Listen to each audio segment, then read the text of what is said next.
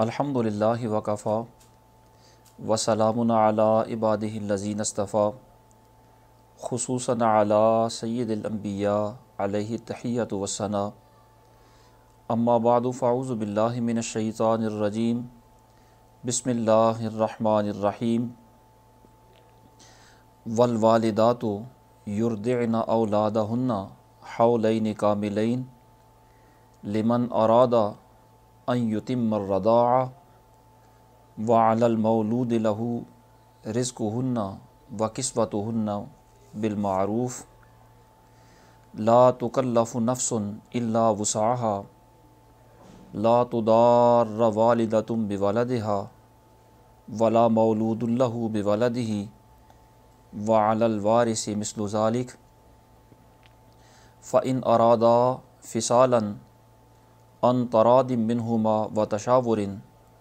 فلا جناح علیہما وإن أردتم أن تسترضعوا أولادكم فلا جناح عليكم إذا سلمتم ما آتيتم بالمعروف واتقوا الله واعلموا أن الله بما تعملون بصير صدق اللہ مولانا العظیم۔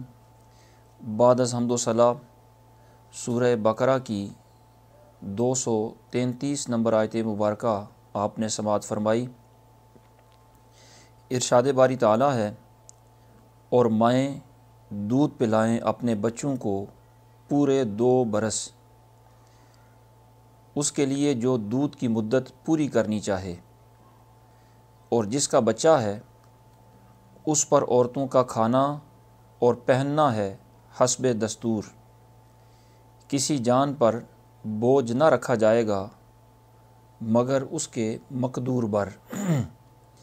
ماں کو ضرر نہ دیا جائے اس کے بچہ سے اور نہ اولاد والے کو اس کی اولاد سے، اور جو باپ کا قائم مقام ہے اس پر بھی ایسا ہی واجب ہے۔ پھر اگر ماں باپ آپس میں رضا اور مشورہ سے دودھ چھڑانا چاہیں تو ان پر گناہ نہیں، اور اگر تم چاہو کہ دائیوں سے اپنے بچوں کو دودھ پلواؤ تو بھی تم پر مضائقہ نہیں، جبکہ جو دینا ٹھہرا تھا بھلائی کے ساتھ انہیں ادا کر دو، اور اللہ سے ڈرتے رہو اور جان رکھو کہ اللہ تمہارے کام دیکھ رہا ہے۔ اس آیت کریمہ میں جو مضمون بیان ہوا اس کا عام فہم اور سادے لفظوں میں خلاصہ سماعت فرما لیں۔ اللہ رب العالمین اس میں دودھ پیتے بچے کے احکام بیان فرما رہا ہے، رضاعت کے احکام۔ ارشاد فرمایا کہ جو مائیں ہیں وہ اپنے بچوں کو پورے 2 سال تک دودھ پلا سکتی ہیں، اور یہ پورے 2 سال کی جو مدت ہے یہ ان کے لیے ہے جو مدت رضاعت مکمل کرنا چاہیں، اور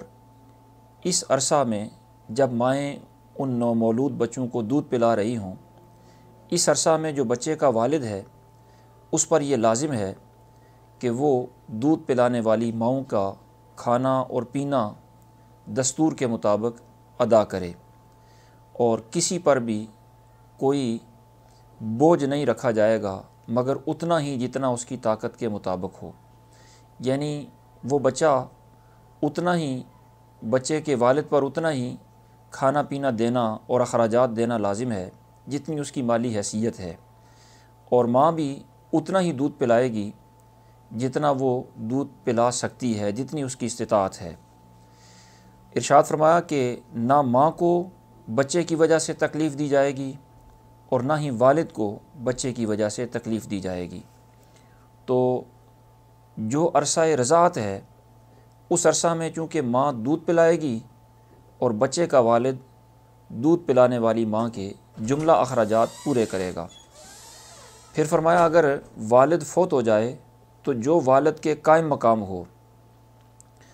اس پر بھی ایسا ہی حکم شرعی ہے، اس پر لازم ہے کہ وہ دودھ پلانے والی ماں کا خرچہ اور اس کا کھانا پینا وہ مہیا کرے۔ یہ 2 سال کی مدت تو اس کے لیے ہے جو مکمل مدت تک دودھ پلانا چاہیں، اور اگر ماں باپ دونوں اپنی رضامندی سے اور باہمی مشورے سے یہ ارادہ کر لیں کہ پہلے ہی دودھ چھڑانا ہے تو بھی ان پر کوئی گناہ نہیں، وہ 2 سال پورا ہونے سے پہلے بھی دودھ چھڑا سکتے ہیں۔ یہ تو 2 سال کا عرصہ پورا کرنا یا پہلے دودھ چھڑا لینا اس صورت میں ہے جب مائیں اپنے بچوں کو دودھ پلائیں۔ اب ایک اور صورت اللہ رب العالمین بیان فرما رہا ہے کہ اگر تم یہ چاہو کہ دائیوں سے اپنے بچوں کو دودھ پلواؤ تو اس میں بھی کوئی حرج نہیں، لیکن اس میں شرط یہ ہے کہ دائیوں سے جو اجرت طے کی ہے وہ اچھے طریقے سے مکمل اجرت انہیں دے دو، اور اللہ رب العالمین سے ڈرتے رہو اور جان رکھو کہ اللہ رب العالمین تمہارے سارے کاموں کو دیکھ رہا ہے۔ اس آیت مبارکہ میں جو الفاظ استعمال ہوئے وہ اختصار کے ساتھ ملاحظہ فرما لیں۔ ارشاد فرمایا والوالدات یرضعن اولادہن، کہ مائیں، والدات، والدہ کی جمع ہے اور والدہ ماں کو کہتے ہیں جس نے وہ بچہ جنا ہو یا جو ماں ہو۔ یہاں والدات، اس کے اندر 3 احتمال ہو سکتے ہیں۔ یا تو یہاں والدہ سے مراد وہ ماں ہے جو بچے کے والد کے نکاح میں ہے اور اب وہ دودھ پلا رہی ہے، نکاح کے اندر ہے اور دودھ پلا رہی ہے، یعنی بیوی بھی ہے اور بچے کو دودھ پلانے والی ماں بھی ہے۔ دوسرا اس میں احتمال یہ ہے کہ یہاں والدہ سے مراد وہ خاتون ہے کہ جو بچے کی تو ماں ہے لیکن اس کے والد کے نکاح سے نکل چکی ہے، والد نے اسے طلاق دے دی ہے، تو وہ طلاق والی عورت جن کے بچے ابھی شیر خارگی کی عمر میں ہوں اور وہ اپنے بچوں کو دودھ پلا رہی ہوں، تو جس طرح منکوحہ ہوتے ہوئے والد کے ذمے اس کا خرچہ لازم تھا، اسی طرح طلاق ہونے کے بعد اور عدت گزرنے کے بعد بھی اگر وہ خاتون اپنے بچے کو دودھ پلاتی ہے تو عدت کے بعد بھی مدت رضاعت کا خرچہ اس بچے کے والد پر لازم ہے۔ اور تیسرا احتمال یہ ہے کہ یہاں والدہ سے مراد مطلقاً ماں ہے، خواہ وہ بیوی ہو یعنی نکاح کے اندر ہو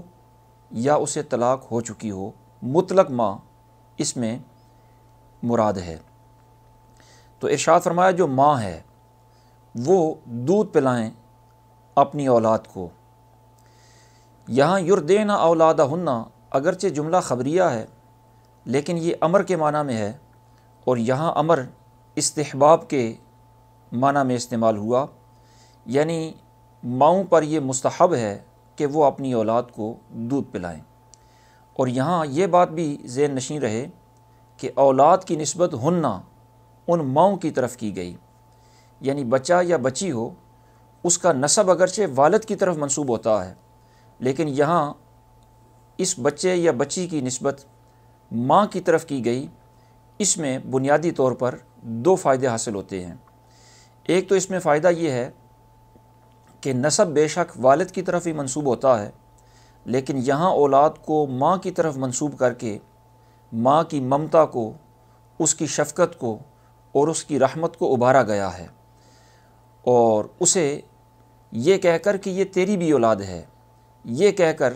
اس بات کی طرف مائل کیا گیا ہے کہ وہ اپنے بچے کو دودھ خوشی سے پلائے۔ اور دوسرا اس میں فائدہ یہ ہے کہ اولادہن کہہ کر اس بات کی طرف اشارہ کیا گیا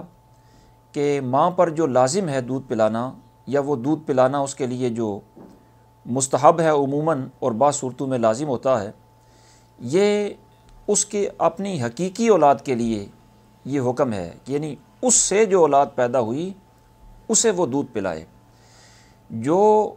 اس کی سوکن کی اولاد ہے، مثلا اس کے خاوند نے کوئی اور شادی بھی کی ہے تو دوسری بیوی سے جو اولاد پیدا ہوئی انہیں دودھ پلانا اس کی ذمہ داری نہیں، اس کی ذمہ داری اسی اولاد کو دودھ پلانا ہے جو اس کی اپنی اولاد ہے، اس کی حقیقی اولاد ہے۔ تو اولادہن کہہ کر یہ 2 فائدے قرآن مجید نے بیان فرمائے۔ تو ارشاد فرمایا مائیں اپنی اولاد کو دودھ پلائیں، حولین کاملین، مکمل 2 سال، سال کو عربی زبان کے اندر حول کہا جاتا ہے، اور حول کا لغوی معنی ہوتا ہے بدلنا، پلٹنا۔ تو سال کو حول کہنے کی وجہ یہ ہے کہ اس میں موسموں کا انقلاب ہوتا ہے، بدلتا ہے، سال میں موسم بدل کر آ جاتے ہیں، پلٹ کر آ جاتے ہیں، تو اس وجہ سے انہیں حول کہا جاتا ہے سال کو۔ اور کاملین کہنے سے مراد یہ ہے کہ یہاں 2 سال تقریبی مراد نہیں بلکہ مکمل 2 سال مراد ہیں، اتنی مدت رضاعت کی ہے۔ پھر فرمایا وَعَلَى الْمَوْلُودِ لَهُ رِزْقُهُنَّ وَكِسْوَتُهُنَّ بِالْمَعْرُوفِ، جس کا بچہ ہے اس پر یہ لازم ہے کہ وہ دودھ پلانے والیوں کے کھانے اور لباس کا اہتمام کرے دستور کے مطابق اچھے طریقے سے۔ مولود لہو بچے کا باپ ہوتا ہے،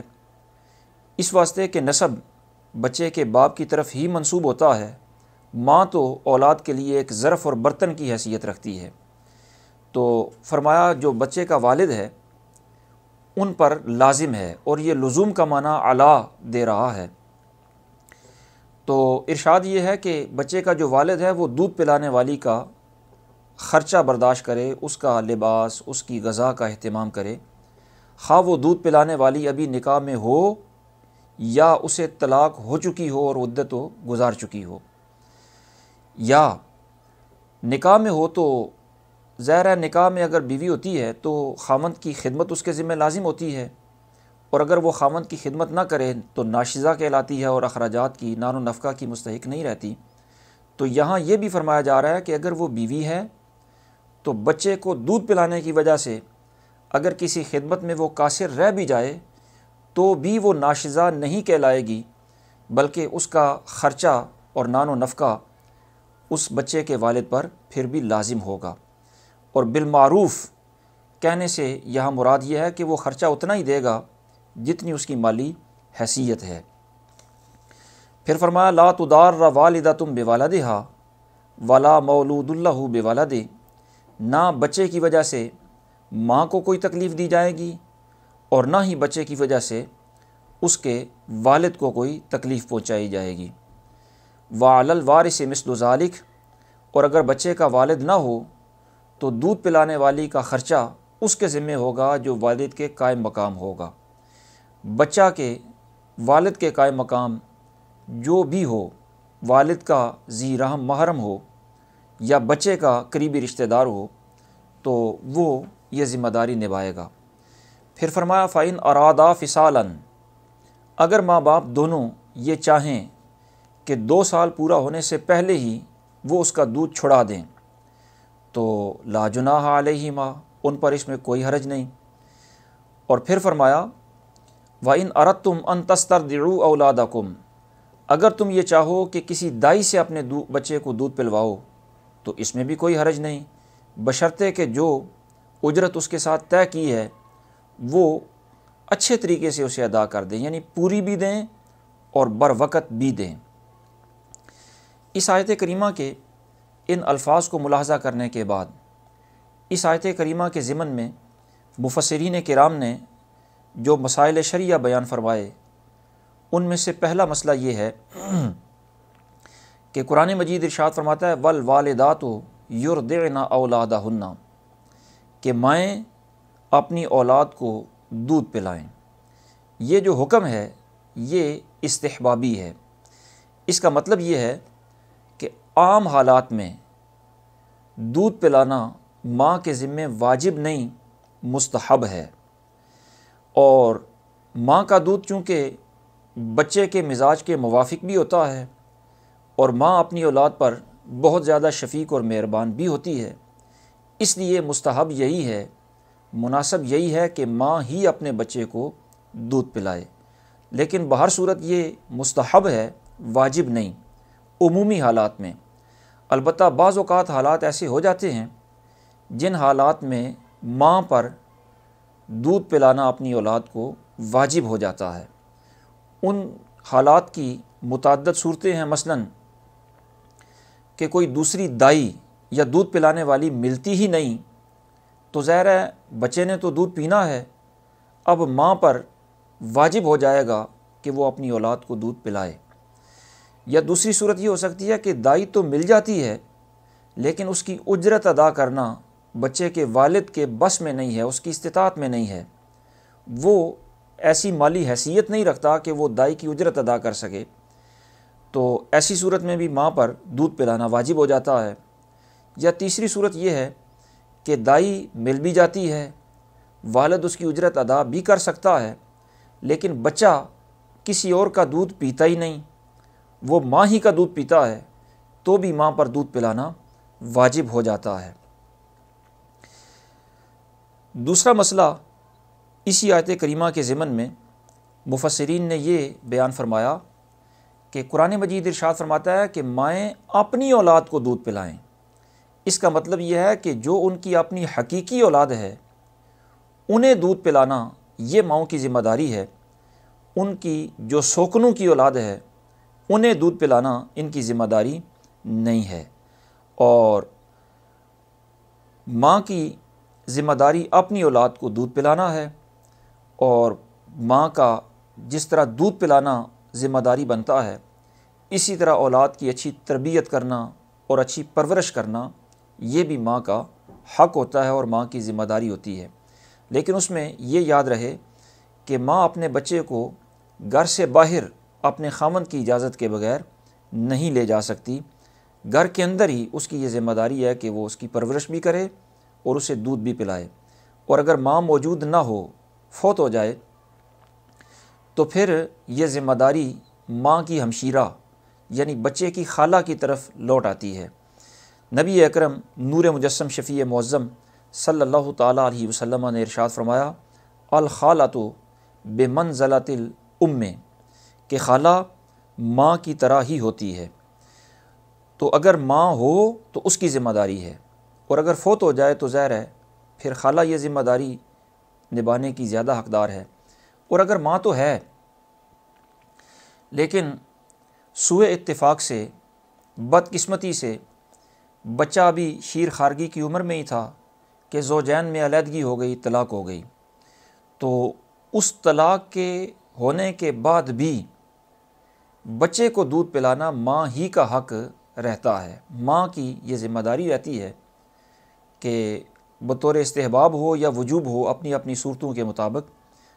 وہ علیحدگی کے بعد بھی ماں ہی دودھ پلائے، بشرطے کہ ماں فاسقہ نہ ہو، بد کردار نہ ہو، یعنی اس کے پاس بچے کو اگر چھوڑا جائے تو بچے کے اخلاق تباہ ہونے کا خطرہ نہ ہو، تو پھر ماں ہی حقدار ہے کہ بچے کی پرورش بھی کرے، اس کو دودھ بھی پلائے۔ اور یہ حق اس وقت تک رہے گا، اس وقت تک اس کا حق رہے گا جب تک وہ کسی اجنبی سے شادی نہیں کر لیتی۔ اگر وہ کسی اجنبی سے شادی کر لے تو پھر اس کا یہ حق ساقط ہو جاتا ہے، پھر والد اس کا بچے کی پرورش کا کوئی دوسرا انتظام کرے گا۔ حضور نبی اکرم نور مجسم شفیع معظم صلی اللہ تعالیٰ علیہ وسلم کی خدمت اقدس کے اندر ایک خاتون حاضر ہوئیں اور آ کر عرض کرنے لگیں، یا رسول اللہ، میرا یہ بچہ ہے، میرے پیٹ میں یہ رہا ہے اور میں نے اسے جنم دیا ہے اور میں نے اپنی چھاتی سے اسے دودھ پلایا ہے، میری گود میں یہ کھیلتا رہا ہے، یعنی میری آنکھوں کی یہ ٹھنڈک ہے۔ اب اس بچے کے والد نے، میرے خامن نے مجھے طلاق دے دی ہے اور وہ مجھ سے اس بچے کو بھی جدا کرنا چاہتا ہے، تو یا رسول اللہ ہمارے لیے کیا حکم ہے؟ حضور سید عالم صلی اللہ تعالیٰ علیہ وسلم نے ارشاد فرمایا، انت احق بہ ما لم تنکحی، کہ جب تک تو کہیں اور نکاح نہیں کرتی اس وقت تک اس کی پرورش کرنا تیرا ہی حق ہے، اور اگر وہ نکاح کرے تو اس کی دو صورتیں ہیں کہ وہ نکاح اس بچے کے کسی ذی رحم محرم سے کرتی ہے یا کسی اجنبی سے کرتی ہے۔ اگر بچے کے کسی ذی رحم محرم سے کرتی ہے تو بھی اس کا حق پرورش باقی رہتا ہے، اور اگر کسی اجنبی سے نکاح کرے تو پھر اس کا حق پرورش ساقط ہو جاتا ہے۔ بہر صورت جب تک وہ کسی اجنبی سے نکاح نہ کرے اس وقت تک اس کا یہ حق باقی ہے۔ اب اس نے نکاح نہیں کیا تو حق تو باقی ہے، لیکن یہ حق بچے کی کتنی عمر تک باقی رہے گا؟ اس سلسلے میں علماء نے یہ تفصیل بیان کی کہ اگر لڑکا ہو تو اس کی پرورش کا حق اس وقت تک باقی رہتا ہے جب تک وہ خود کھانے پینے کے قابل نہ ہو جائے، خود وضو کرنے کے، استنجا کرنے کے، غسل کرنے کے تنہا خود قابل نہ ہو جائے، اس وقت تک ماں کا حق پرورش باقی رہتا ہے۔ اور جب وہ خود یہ سارے معاملات انجام دینے کے قابل ہو جائے، پھر وہ بچہ والد کو لوٹایا جائے گا تاکہ والد اس کی تعلیم و تربیت کا انتظام کر سکے۔ اور اگر وہ بچی ہے تو بچی بلوغت تک ماں کے پاس رہے گی اور بلوغت کے بعد وہ والد کو لوٹا دی جائے گی۔ اسی آیت کریمہ کے ضمن میں مفسرین کرام نے یہ مسئلہ بھی بیان فرمایا کہ قرآن مجید جب ارشاد فرماتا ہے کہ حولین کاملین، کہ 2 سال مکمل وہ اپنی اولاد کو دودھ پلا سکتی ہیں، تو یہ 2 سال جو دودھ پلانے کی مدت بیان کی گئی، یہ رضاعت کی زیادہ سے زیادہ مدت بیان کی گئی۔ زیادہ سے زیادہ مدت رضاعت 2 سال ہے، اس کے بعد دودھ چھڑانا لازم ہے۔ لیکن اگر کسی نے 2 سال کے بعد 2.5 سالوں کے اندر یعنی پیدائش سے لے کر 2.5 سال کی عمر تک بچے کو دودھ پلایا تو رضاعت اس سے ثابت ہو جائے گی۔ لیکن 2 سال کے بعد دودھ پلانا ہے منع، لیکن 2 سال کے بعد اگلے جو 6 مہینے ہیں، جس طرح 2 سالوں کے اندر رضاعت ثابت ہوتی ہے اور دودھ پلانے والی ماں بن جاتی ہے اگر کوئی اجنبیہ بھی ہو، تو اسی طرح 2 سالوں کے بعد 6 مہینے کے اندر کوئی اجنبی عورت اس کو دودھ پلاتی ہے تو رضاعت اس سے بھی ثابت ہو جائے گی، دودھ پلانے والی بھی ماں ہی کہلائے گی۔ اور یہ تو زیادہ سے زیادہ مدت رضاعت کی بیان کی گئی، اور کم از کم رضاعت کی مدت وہ متعین نہیں کی گئی۔ کم از کم مدت کے بارے میں قرآن مجید نے ارشاد فرمایا کہ اگر وہ دونوں باہمی رضامندی سے اور باہمی مشاورت سے اس 2 سال کے عرصے سے پہلے بھی دودھ چھڑانا چاہیں تو ان پر کوئی حرج نہیں، لیکن اس میں یہ لازم ہے کہ وہ دونوں رضامند ہوں، دونوں مشورہ کر کے دودھ چھڑائیں۔ صرف کسی ایک کی مرضی سے دوسرا اس پر راضی نہ ہو تو 2 سال سے پہلے دودھ نہیں چھڑایا جا سکتا۔ اسی آیت کریمہ کے ضمن میں مفسرین نے یہ مسئلہ بھی بیان فرمایا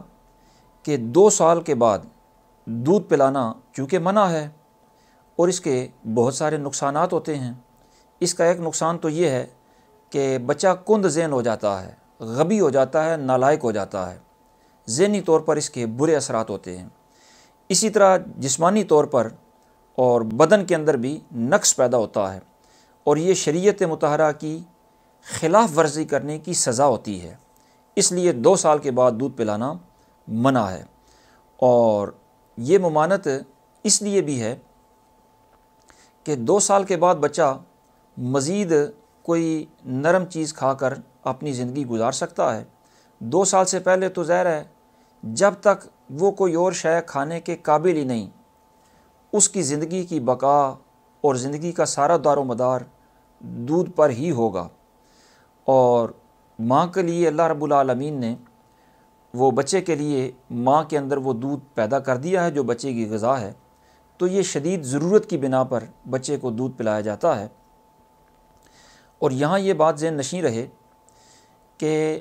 یہ جو ماں کا دودھ ہوتا ہے یہ ظاہر ہے ماں کے بدن کا ایک جز ہوتا ہے، اور ایک بدن کے جز کو دودھ پلانے کی صورت میں دوسرے بدن کے اندر منتقل کیا جاتا ہے، اور یہ ایک جسم کا عضو جز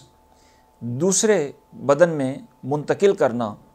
اصل قیاس اور عقل کے لحاظ سے تو جائز نہیں ہونا چاہیے،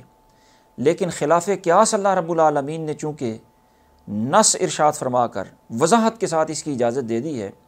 لہٰذا یہ اجازت اتنی ہی رہے گی جتنی اللہ رب العالمین نے دی ہے۔ تو یہ 2 سال تک دی ہے، 2 سال تک ہی یہ اجازت رہے گی، اور یہ اجازت صرف دودھ پلانے کے معاملہ میں ہی دی ہے تو دودھ پلانے کے معاملہ میں ہی یہ اجازت رہے گی۔ اس پر قیاس کرتے ہوئے اگر کوئی یہ سمجھے کہ جس طرح دودھ یعنی ایک دودھ کی صورت میں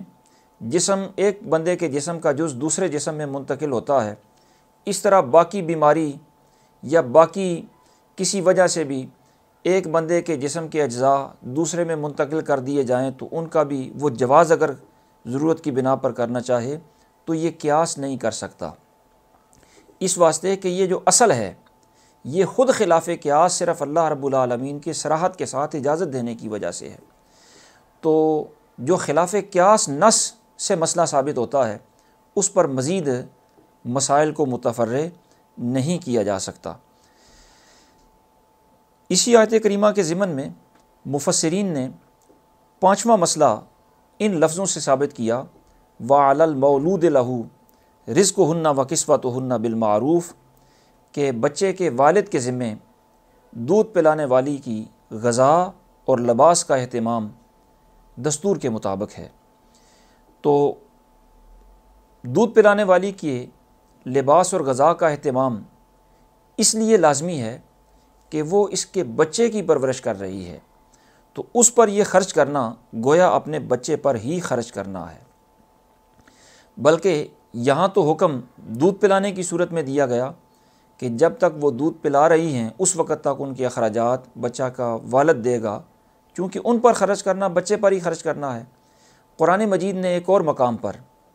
وہ صورت بھی بیان فرمائی کہ جب بچہ ابھی حالت حمل میں ہو تو بھی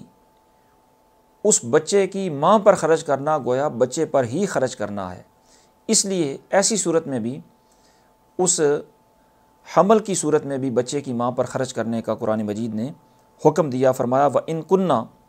أُولَاتِ حَمْلٍ فَأَنفِقُوا عَلَيْهِنَّ، کہ اگر وہ حالت حمل میں ہیں تو بھی ان پر خرچ کرو۔ یعنی اس کا مطلب یہ ہے کہ اگر وہ بیوی ہے تو پھر تو ظاہر ہے بطور بیوی اس کا نان و نفقہ لازم ہے، لیکن اگر کسی وجہ سے علیحدگی ہو گئی، تفریق ہو گئی، طلاق ہو گئی، تو طلاق کے بعد بھی اگر اس کا بچہ اس کے پیٹ میں موجود ہے جو طلاق سے پہلے موجود تھا اور اب طلاق ہو گئی، تو طلاق کے بعد بھی کیونکہ اس کی نسل اس کے پیٹ میں موجود ہے، اس لیے جب تک وہ موجود ہے اس وقت تک اس کا خرچہ والد کے ذمہ لازم ہے۔ اور اسی مسئلے کے ضمن میں مفسرین نے یہ بھی وضاحت فرمائی کہ یہ بچے کی ماں پر خرچ کرنا تو بچے کی وجہ سے ہے، اور بچے پر خرچ کرنا کس وجہ سے ہے؟ بچے پر خرچ کرنا اس وجہ سے ہے کہ بچہ صغیر ہے، چھوٹا ہے، وہ کمانے کے قابل نہیں ہے، تو اس کا صغیر ہونا، چھوٹا ہونا یہ محتاجی کے اسباب میں سے ہے، یعنی وہ ضرورت مند ہے اور وہ اپنی ضرورت خود پوری کرنے کے قابل نہیں، تو اس کی یہ ضرورت اس کا والد پوری کرے گا۔ تو جس طرح بچے کا صغر سن ہونا، چھوٹا ہونا یہ محتاجی کے اسباب میں سے ہے اور اس کے ذریعے والد پر اخراجات لازم ہوتے ہیں، اسی طرح اس کے ذی رحم محرم رشتہ داروں میں سے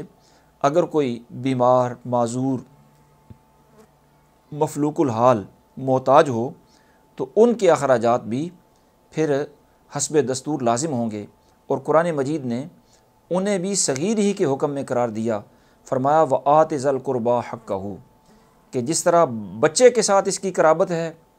اور وہاں محتاجی کے اسباب پائے گئے تو خرچہ اس کے ذمہ لازم ہے، اسی طرح باقی ذی رحم محرموں کے ساتھ بھی اس کی قرابت ہے، وہاں بھی محتاجی کے اسباب پائے گئے تو انہیں بھی ضروریات مہیا کرنا بندے پر لازم ہو جاتا ہے۔ اور یہاں یہ بات بھی ذہن نشین رہے کہ قرآن مجید نے فرمایا وَعَلَى الْمَوْلُودِ لَهُ رِزْقُهُنَّ وَكِسْوَتُهُنَّ بِالْمَعْرُوفِ، کہ بچے کے والد پر یہ خرچہ لازم ہے، بچے کا بھی، بچے کو دودھ پلانے والی کا بھی، تو یہ خرچہ والد پر ہی ہوگا، بچے کی ماں پر یہ خرچہ لازم نہیں ہے۔ اسی طرح اسی آیت کریمہ کے ضمن میں مفسرین نے یہ مسئلہ بھی بیان فرمایا کہ قرآن مجید نے مولود لہو کہہ کر اس بات کی طرف بھی اشارہ کر دیا کہ بچے کا نسب والد سے ثابت ہوگا، ماں سے ثابت نہیں ہوگا۔ اس کو اگر مثال کے ذریعے یوں سمجھنا چاہیں کہ اس کا فائدہ کیا ہے تو یوں سمجھ سکتے ہیں کہ اگر بالفرض والد سید ہو اور ماں غیر سیدہ ہو تو بچے کا نسب سادات والا ہوگا، بچہ سید کہلائے گا۔ اور مولود لہو میں لہو کے اندر جو لام ہے یہ تملیک کا بھی ہے، بھی والد کا ہے، اور بچے کا جو کچھ ہے اس کا مال اسباب وہ سب کچھ والد کا ہی ہے، حتیٰ کہ اگر والد بچے کی اجازت کے بغیر اس کا مال خرچ کرتا ہے تو والد پر اس کے بدلے میں کوئی تاوان لازم نہیں ہوگا، بلکہ مال تو مار رہا، بچہ خود بھی والد کا ہی ملکیت ہوتی ہے ایک قسم کی۔ تو اسی کے ضمن میں علماء نے یہ بھی فرمایا کہ والد بچے پر اتنا حق رکھتا ہے کہ اگر کسی وجہ سے خدا نخواستہ والد اپنے بیٹے کو تادیباً سزا دیتے ہوئے اگر سخت سزا ہو گئی، بچہ فوت بھی ہو گیا، تو بھی والد سے قصاص نہیں لیا جائے گا۔ تو مولود لہو میں لام تملیک کا ہے، اور اس کا فائدہ یہ ہے کہ بچہ خود بھی اپنے والد کا ہے اور اس کا مال بھی اس کے والد ہی کا ہے۔ سرکار نے اسی مضمون کو ایک اور موقع پر بیان فرمایا انتا و مالک لابیک کا، کہ تو بھی اپنے والد کا ہے اور تیرا مال بھی تیرے والد کا ہے۔ اسی آیت کریمہ کے ضمن میں مفسرین کرام نے یہ مسئلہ بھی اخذ فرمایا کہ قرآن مجید ارشاد فرماتا ہے لا تکلف نفس الا وسعها، کہ کسی جان کو اس کی وسعت سے زیادہ تکلیف نہیں دی جائے گی۔ اس کا مطلب یہ ہے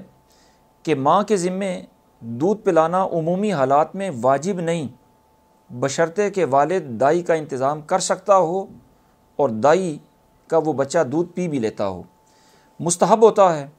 تو اگر ایسے حالات ہیں ماں دودھ نہیں پلانا چاہتی، والد انتظام کر سکتا ہے، تو ماں کو دودھ پلانے پر مجبور نہیں کیا جائے گا، بلکہ والد پر یہ لازم ہوگا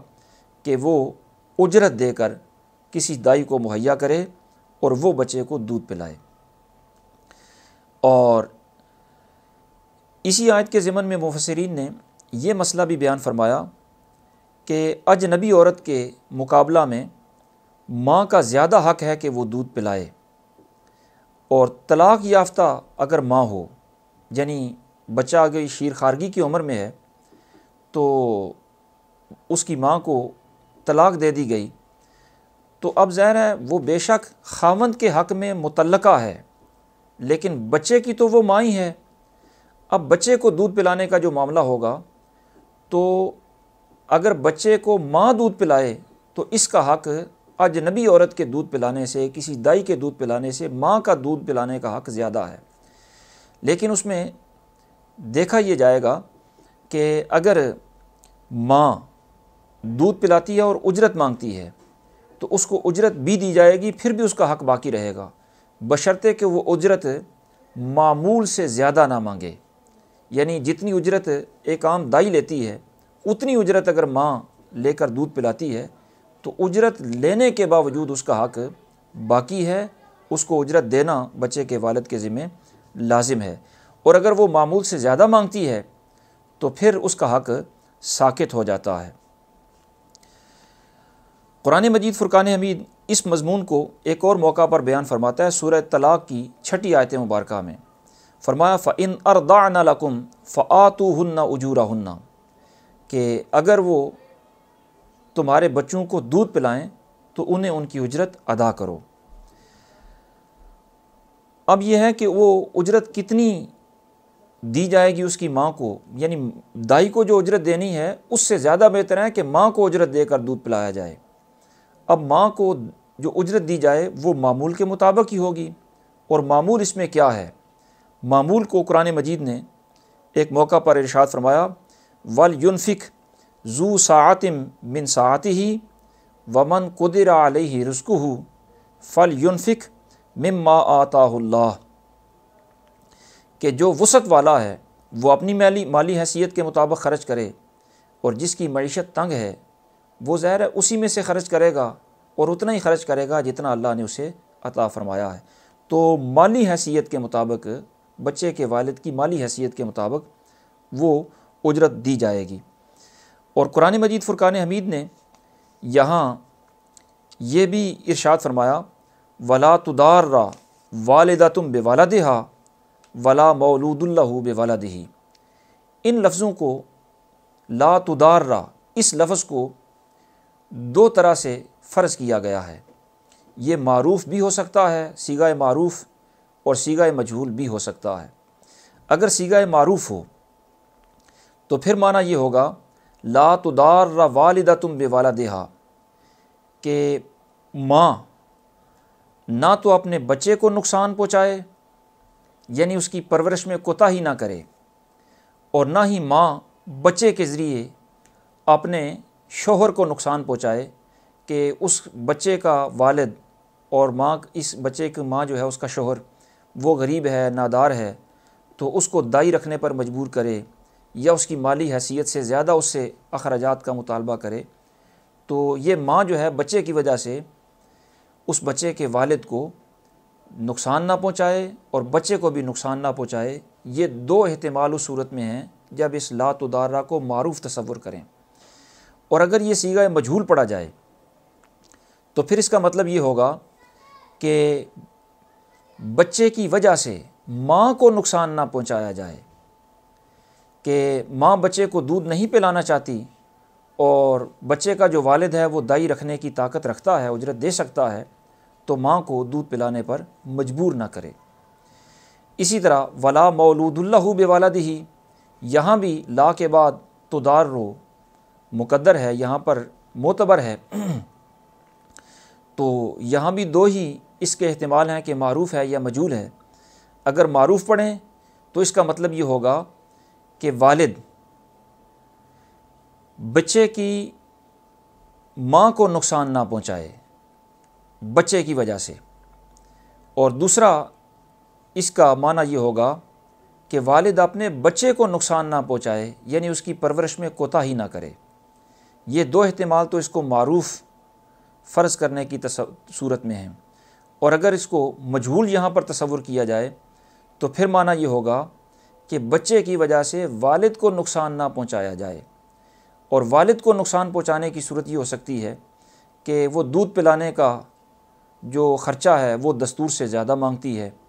تو یہ والد کو نقصان پہنچانے والی بات ہے۔ بہر صورت بچے کی پرورش میں نہ بچے کو نقصان ہونا چاہیے، نہ بچے کی ماں کو نقصان ہونا چاہیے، اور نہ ہی بچے کے والد کو کسی قسم کا نقصان پہنچانا چاہیے، بلکہ سارے اپنی اپنی ذمہ داری کما حقہ ادا کریں تاکہ کسی کا نقصان بھی نہ ہو اور بچے کی صحیح انداز سے پرورش بھی ہو جائے۔ اور اسی آیت کے ضمن میں مفسرین نے یہ مسئلہ بھی بیان فرمایا وَعَلَى الْوَارِثِ مِثْلُ ذَلِكَ، کہ اگر بچے کا والد نہ ہو تو پھر بچے کی پرورش اور دودھ پلانے کے اخراجات وہ ان اقربا کے ذمے ہیں جن سے نکاح ہمیشہ کے لیے حرام ہو جاتا ہے، وہی والد کے قائم مقام ہوتے ہیں۔ اور یہ مسئلہ بھی علماء نے بیان فرمایا فَإِنْ أَرَادَا فِصَالًا عَنْ تَرَادٍ مِّنْهُمَا وَتَشَاوُرٍ سے، کہ دودھ پلانا یہ 2 سال تو اس کی انتہائی مدت ہے،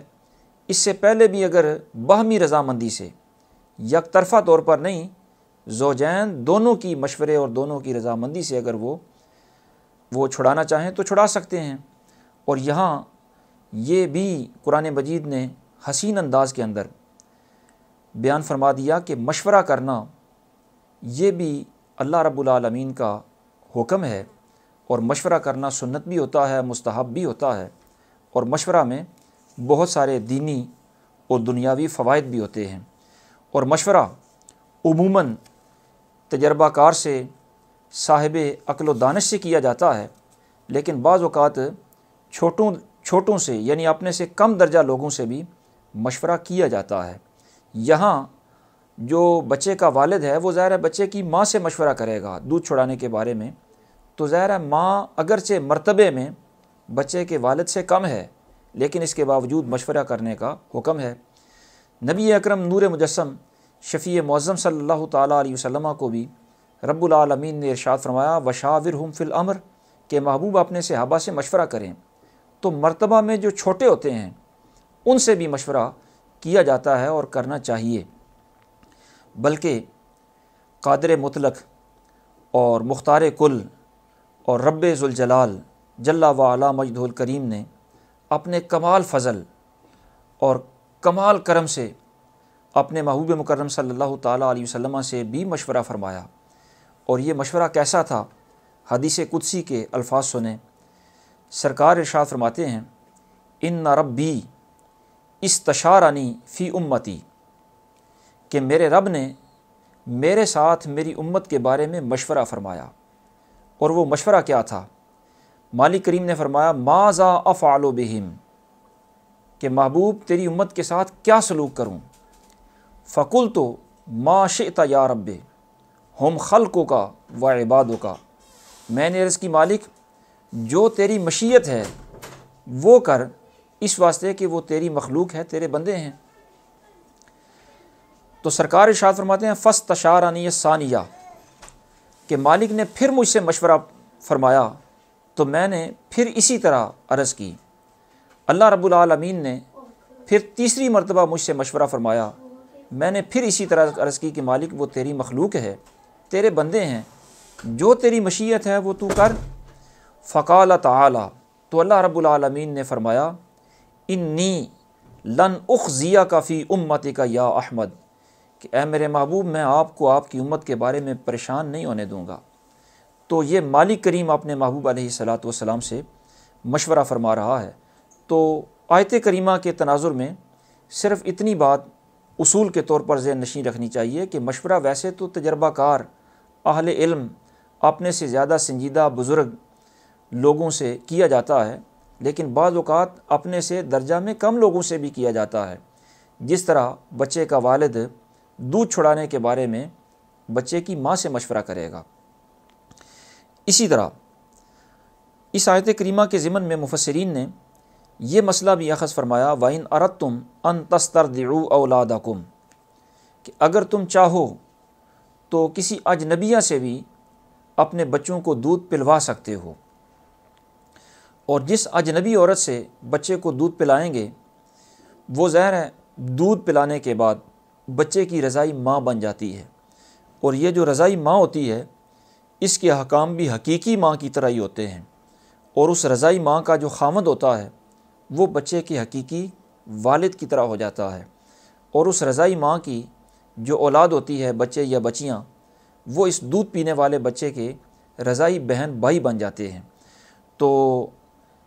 اگر والدین دودھ پلوانا چاہیں تو وہ کسی اجنبیہ سے بھی پلوا سکتے ہیں، لیکن والدین خود اس کا انتخاب کریں، اور جس خاتون سے اپنے بچے کو دودھ پلوائیں اس خاتون کو مشتہر کریں کہ ہمارے بچے نے فلاں خاتون کا دودھ پیا ہے، اور کہیں ایسا نہ ہو کہ والدین کے انتخاب کے بغیر ویسے بچہ کسی موقع پر رو رہا ہو، ماں اس کی دور ہو، تو کوئی خاتون اپنا دودھ اسے پلا دے چپ کرانے کے لیے، ایسا کرنا شریعت کے اندر پسندیدہ نہیں ہے، مطلوب نہیں ہے۔ اور اگر کسی نے خدا نخواستہ کسی روتے ہوئے بچے کو اپنی مرضی سے ویسی دودھ پلا ہی دیا تو اب وہ لوگوں کو بتائے کہ میں اس کی رضائی ماں بن گئی ہوں، اس لیے کہ اگر وہ نہیں بتائے گی تو آئندہ زندگی کے اندر رشتے قائم کرتے ہوئے جو دودھ پلانے والی ہے اس کے جو اولاد ہے وہ تو اس کے بہن بھائی بن گئے ہیں، اور لوگوں کو پتہ نہیں ہوگا تو ممکن ہے انہی کے ساتھ پھر رشتہ داریاں قائم ہوں اور نکاح کے تعلقات قائم ہوں، تو یہ حرام ہوتا ہے۔ اس لیے دودھ پلوانا کسی اجنبیہ سے یہ جائز ہے، لیکن اس کا انتخاب بچے کے ماں باپ کریں گے، اور بچے کے ماں باپ جس دائی کا انتخاب کریں گے اس میں یہ مد نظر رکھیں گے کہ وہ دائی دودھ پلانے والی ماں اس کو چونکہ بچے کی ماں بنانا ہے، اس کے دودھ کے اثرات بچے کے جسم میں منتقل ہونے ہیں، اس لیے وہ نیک ہونی چاہیے، با کردار ہونی چاہیے، خوش اخلاق ہونی چاہیے، تاکہ بچہ خوش اخلاق ہو اور نیک و صالح ہو۔ اور پھر اس دائی کو چونکہ اجرت دینی ہے، اس کو غذا کا اور لباس کا انتظام کر کے دینا ہے، تو رزق حلال سے اس کی غذا کا انتظام کریں تاکہ وہ رزق حلال کھائے، اس سے جو بہترین اثرات پیدا کرنے والا دودھ پیدا ہو وہ بچے کے جسم کے اندر منتقل ہو۔ اور اذا سلمتم ما آتیتم بالمعروف جو قرآن مجید نے کہا، تو معروف کی ایک تفسیر رزق حلال سے بھی کی گئی ہے، اور معروف کی دوسری تفسیر خوش اسلوبی سے بھی کی گئی ہے، تو اس کا مطلب یہ ہے کہ دائی کا انتخاب تو کریں، لیکن یہ تب ہے جب دائی کو جو دینا طے پایا ہے وہ خوش اسلوبی سے اسے ادا کریں، یعنی بر وقت بھی ادا کریں بلکہ وقت سے پہلے ادا کریں، اور جتنا طے پایا ہے اتنا ہی ادا کریں، اس سے زیادہ ہی ادا کریں۔ اور اسی آیت کریمہ کے ضمن میں مفسرین نے یہ مسئلہ بھی بیان فرمایا کہ کسی دائی سے دودھ پلوانا، یہ جس طرح اسلام کے اندر اجازت ہے، یہ اسلام آنے سے پہلے بھی عرب کے اندر مروج تھا۔ دور جاہلیت میں بھی بچوں کو دودھ دائیوں سے پلوایا جاتا تھا۔ خود ہمارے آقا کریم نبی اکرم صلی اللہ تعالیٰ علیہ وسلم نے مختلف ماؤں کا دودھ پیا ہے، جن میں معروف حضرت سیدہ حلیمہ سعدیہ رضی اللہ تعالیٰ عنہا ہیں۔ تو یہ اسلام سے پہلے دور جاہلیت میں بھی مروج رہا، اور جو چیز دور جاہلیت میں معمول رہی، اسلام نے اسے روکا نہیں، اس سے منع نہیں کیا، تو وہ اسلام کے اندر بھی جائز ہوتی ہے۔ اور اسی آیت کریمہ کے ضمن میں مفسرین نے یہ مسئلہ بھی بیان فرمایا کہ جو بچہ ہے جس کو دودھ پلانے کے بارے میں اتنی تفصیلات رب العالمین بیان فرما رہا ہے، آپ اندازہ کریں کہ وہ بچہ کتنا بے کس اور کتنا ناتواں، کتنا کمزور ہے، اور اس کی غذا کے لیے مالک کریم نے کتنے کتنے لوگوں کی ڈیوٹیاں قائم کر دی ہیں کہ دودھ کس نے پلانا ہے، وہ ماں کیسی ہونی چاہیے،